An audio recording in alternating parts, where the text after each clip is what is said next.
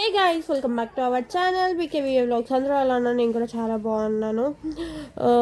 వరలక్ష్మి వ్రతం అయితే దగ్గరకు వస్తుంది. అలాగే మనం చాలా పూలు అయితే తెచ్చుకుంటాం అనమాట. ఆ పూలను ఎలా స్టోర్ చేయాలో నేను చెప్పేస్తాను. మా మమ్మీకి పూలు తెమ్మంటే పూల మార్కెటే తెచ్చేసింది. చాలా రకాల పూలు అయితే తెచ్చింది అనమాట. ఇప్పుడు పూలను ఎలా స్టోర్ చేసుకోవాలంటే ఒక బాక్స్ తీసుకోవాలి. ఒక బాక్స్ తీసుకొని కింద టిష్యూ పేపర్ వేసేసి మీరు ఏవైతే పువ్వులు తెచ్చారో అవి దాంట్లో వేయాలి.